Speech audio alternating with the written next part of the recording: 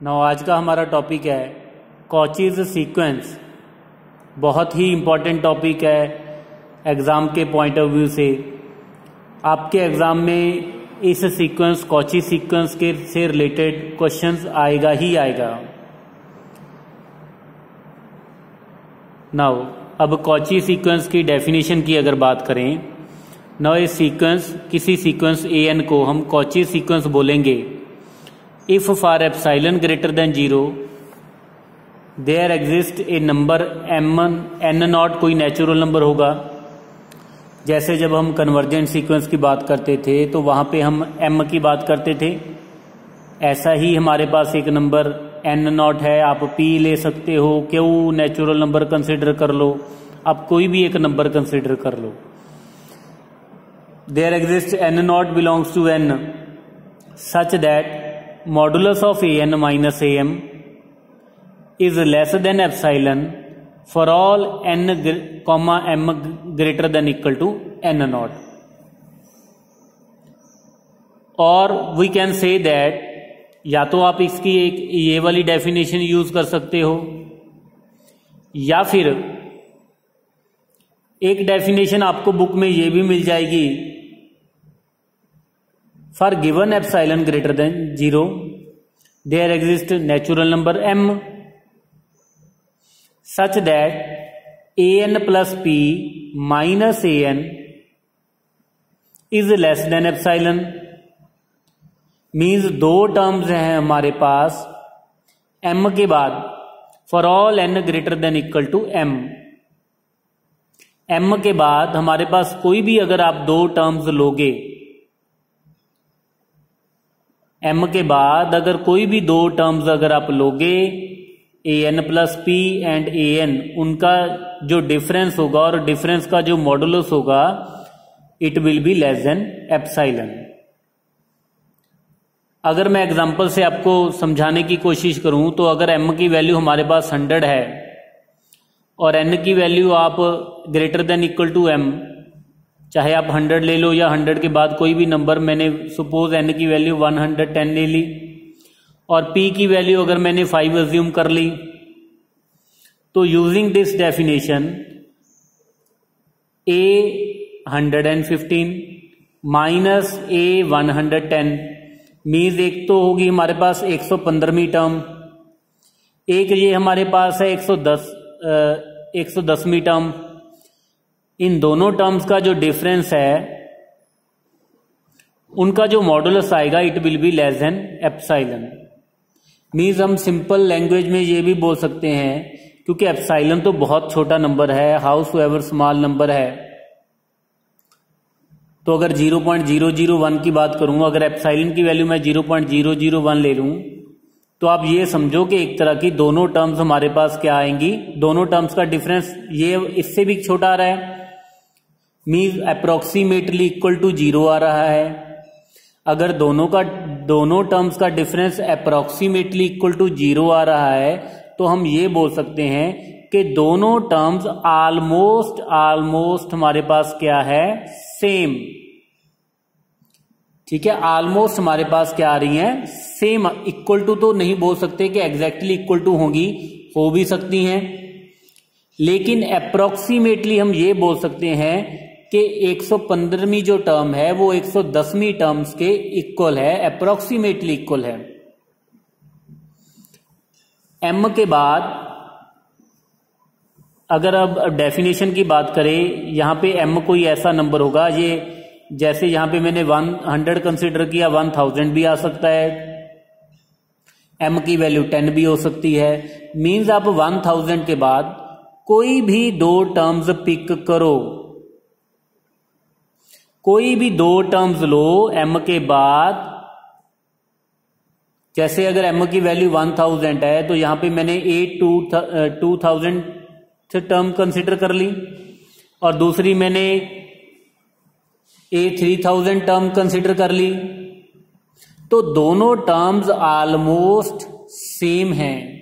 Means दोनों terms approximately equal हैं, दोनों का डिफरेंस जो है दोनों का डिफरेंस जो है वो 0 को अप्रोच कर रहा है। ओके, जैसे हम कन्वर्जेंट सीक्वेंस में करते थे, अब इसको मैं कन्वर्जेंट सीक्वेंस की डेफिनेशन के साथ कोरिलेट करने की कोशिश कर रहा हूं। जब हम कन्वर्जेंट सीक्वेंस की बात करते थे, an कन्वर्जिस टू l होगी, तो बाय डेफिनेशन क्या था कि epsilon greater than 0 there exist natural number m such that an minus l का जो डिफरेंस है वो less than epsilon for all n greater than equal to m। तो वहां पे जो l था वो फिक्स नंबर था, मींस ये था कि m के बाद सारी की सारी टर्म्स जो है वो l के इक्वल आ रही हैं, अप्रोक्सीमेटली इक्वल टू l।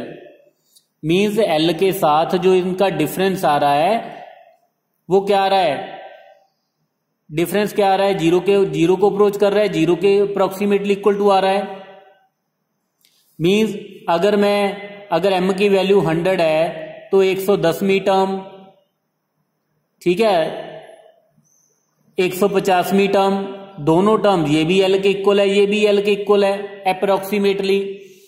तो फिर इसको ये भी तो बोल सकते हैं ना कि दोनों ऑलमोस्ट इक्वल है आपस में, क्योंकि अगर ये भी l के इक्वल है, ये भी l के इक्वल है, तो इट मीन्स दोनों इक्वल है अप्रोक्सीमेटली, ठीक है। तो यही कॉची सीक्वेंस है।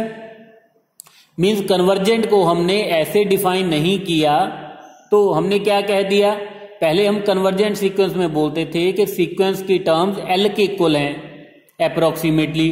अब हम बोलेंगे कि m स्टेप्स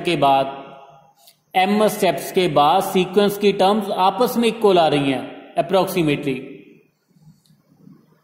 ठीक है। कोई भी दो टर्म्स आप लो m के बाद, जैसे यहां पे मैंने क्या किया, n नॉट के बाद बात कर ली, n नॉट के बाद कोई भी दो टर्म्स पिक कर लो, बात सेम ही है। n नॉट के बाद कोई भी दो टर्म्स आप पिक कर लो, दोनों टर्म्स का डिफरेंस का मॉडुलस जो है it is less than epsilon. वही बात कि दोनों टर्म्स अप्रोक्सीमेटली आपस में इक्वल आ रही हैं। सो this is the Cauchy sequence. अगर मैं एक एग्जांपल कंसिडर करूं, अगर an मेरे पास 1/n है और m की वैल्यू मेरे पास 1000 है, तो 1000 के बाद मैं कोई भी दो टर्म पिक करूं, सपोज मैंने पिक कर लिया a 1500 और a 2000। a 1500 की बात करूं 1/1500 और ये हमारे पास आ जाएगा 1/2000। और अगर इसकी वैल्यू की बात करूं तो ये मेरे पास आ जाएगा 0.0000016 और इसकी वैल्यू की बात करूं तो ये मेरे पास आ जाएगा 0.00050। तो देखा जाए approximately both are equal to 0 और we can say that both are approximately equal. तो ये दोनों टर्म्स इक्वल आ रही हैं, और दोनों टर्म्स का अगर डिफरेंस की बात करूं मैं 1500 और जो a 2000 है उसका डिफरेंस क्या आ जाएगा 0.000434। इसका जो मॉडुलस आ जाएगा 0.00, it is clearly less than epsilon. अगर मैं एप्सिलॉन की वैल्यू 0.001 ले लूं तो clearly it is less than epsilon, ठीक है। तो m के बाद अगर आप कोई भी दो टर्म्स लोगे तो दो टर्म्स का डिफरेंस जो होगा it will be less than epsilon. Now अब हम कॉची सीक्वेंस से रिलेटेड कुछ इंपॉर्टेंट क्वेश्चंस करेंगे कि सीक्वेंस को जब कॉची सीक्वेंस प्रूव करना है तो कैसे प्रूव करना है। जैसा कि अभी हमने दो डेफिनेशंस की, कोई भी आप एक पिक कर लो, ठीक है। तो कोशिश आप ये करना कि सारे के सारे क्वेश्चन एक ही पैटर्न फॉलो करके करें, ठीक है। तो फिर आपको जल्दी उसमें कमांड आ जाएगी। जैसे यहां पे मैं यूज करूंगा जो सेकंड डेफिनेशन हमने की थी कि epsilon greater than 0 there exist,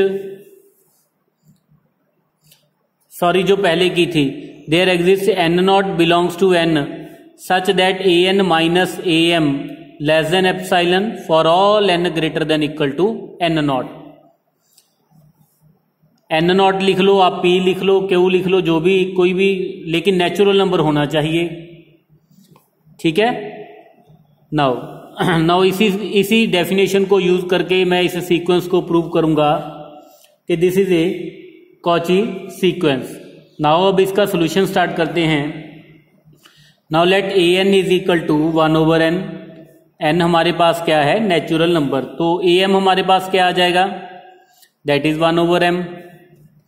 तो जैसा हम कन्वर्जेंट सीक्वेंस, किसी अगर सीक्वेंस को कन्वर्जेंट सीक्वेंस प्रूव करना हो तो वहां पे हम क्या करते थे? m की वैल्यू फाइंड करना हमारा मेन टारगेट था। तो अगर तो हमारे पास m की वैल्यू आ जाए, वहां पे हम क्या करते थे?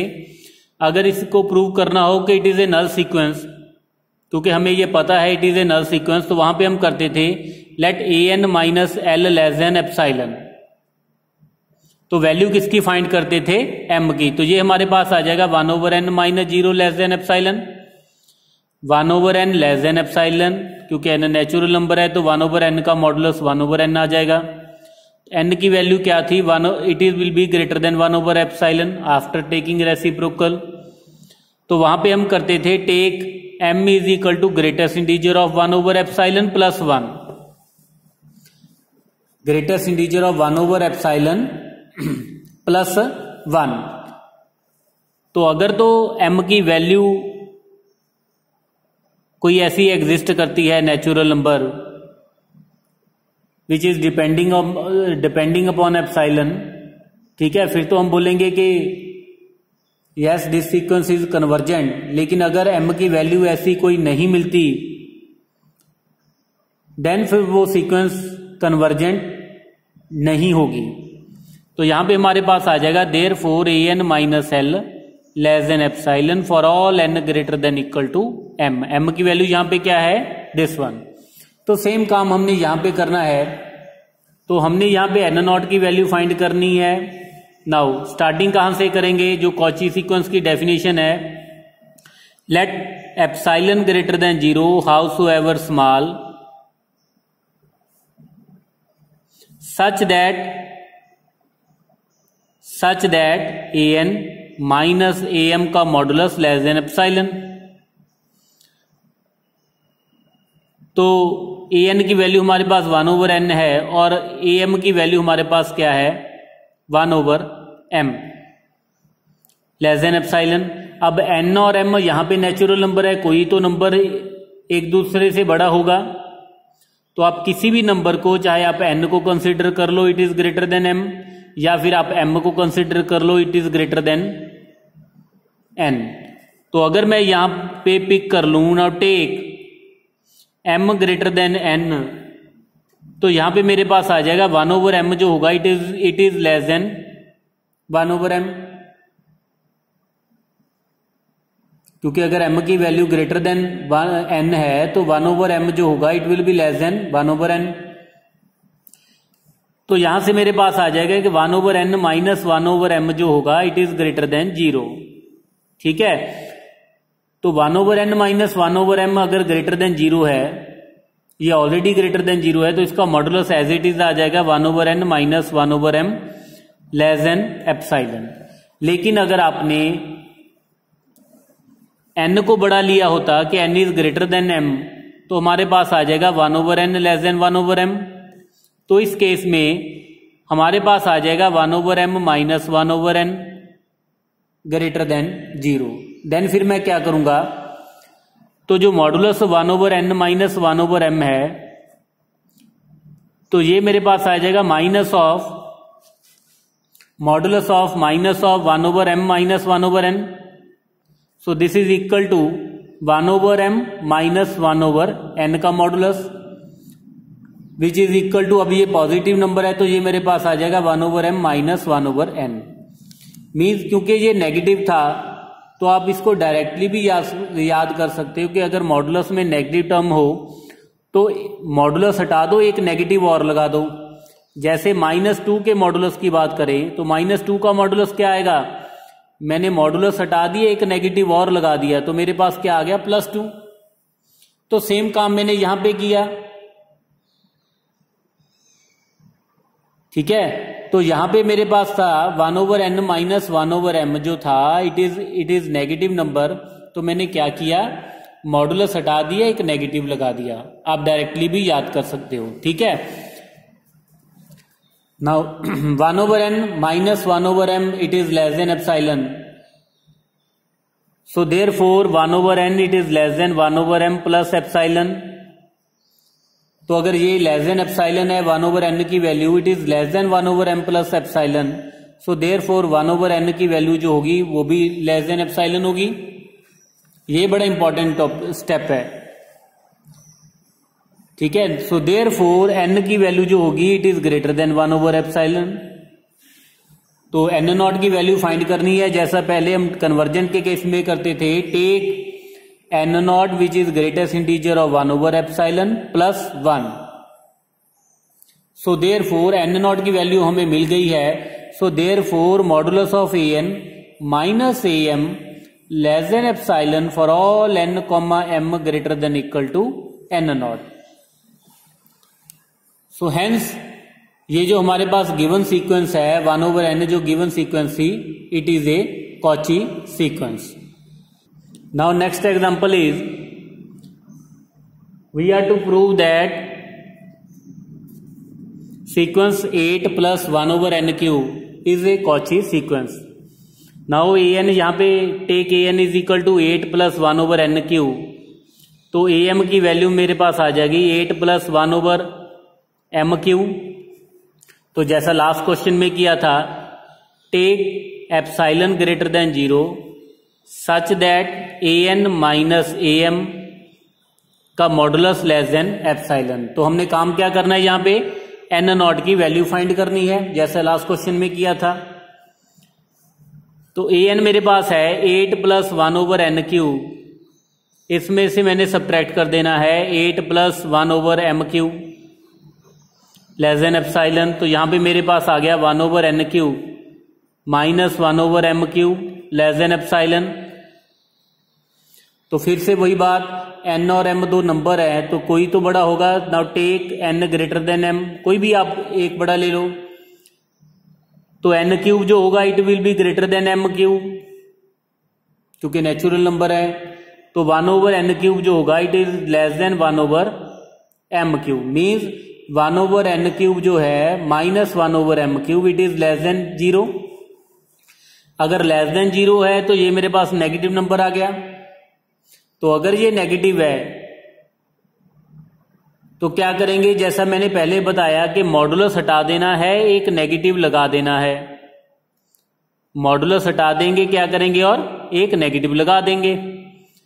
तो ये मेरे पास आ गया 1/m³ minus 1/n³ less than epsilon.